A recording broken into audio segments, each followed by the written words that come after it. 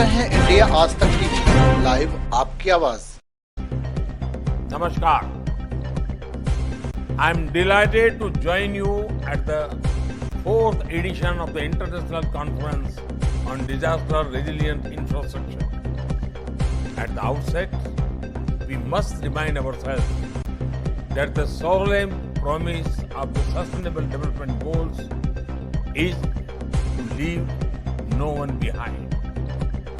That is why we remain committed to meeting the needs of the poorest and the most vulnerable by building the next generation infrastructure to realize their aspirations.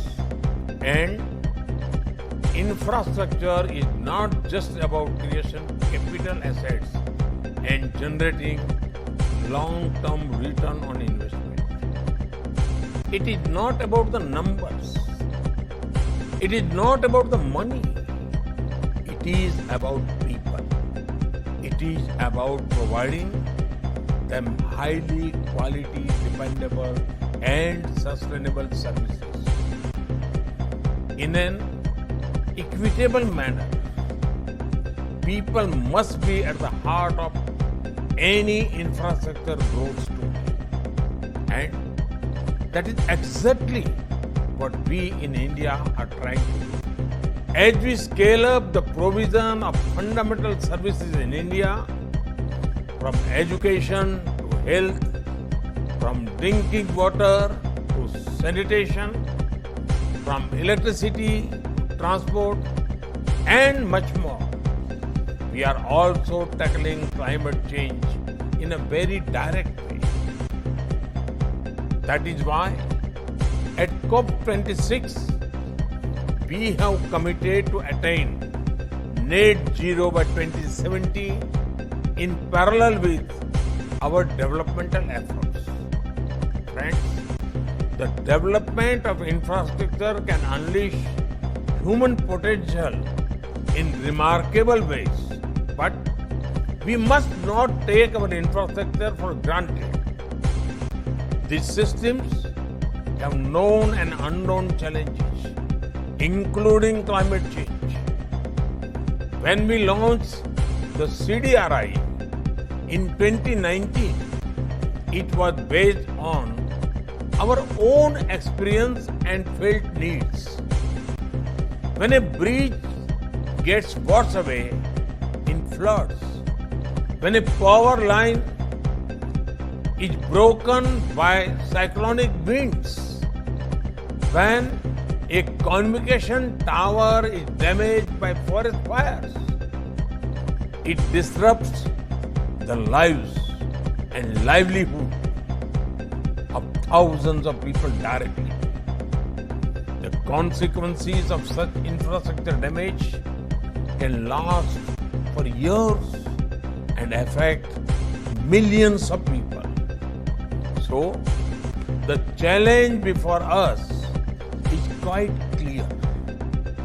With modern technology and knowledge at our disposal, can we create resilient infrastructure that is built to last?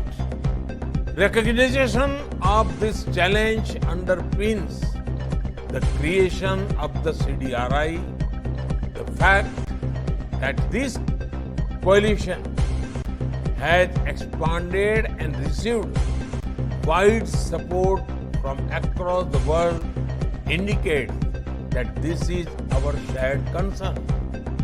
Friends, in the short time of 2.5 years, the CDRI has taken important initiatives and made valuable contributions. The initiatives on infrastructure for resilient island states that was launched at COP26 last year is a clear expression of our commitment to work with small island countries. CDRIs work on strengthening the resilience of power system has already benefited communities in coastal India by reducing the duration of power disruption during cyclones. And this work progresses to the next phase. It can be scaled up to benefit over 130 million people who are exposed to tropical cyclones every year. CDRI's work on resilient airports is studying 150 airports around the world.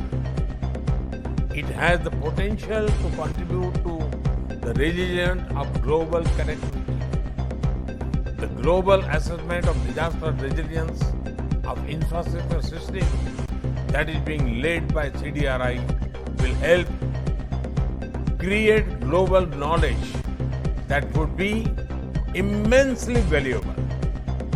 CDRI fellows from across the member states are already producing solutions that can be scaled up. They are also creating a global network of committed professionals that will help shape a resilient future to our infrastructure systems. Friends, to make our future resilient, we have to work towards a resilient infrastructure transition, which is the primary focus of this conference. Resilient infrastructure can also be the centerpiece of our wider adoption efforts. If we make infrastructure resilient, we prevent disasters not only for ourselves but for many future generations. It is a shared dream, a shared vision that we can and we must translate into reality.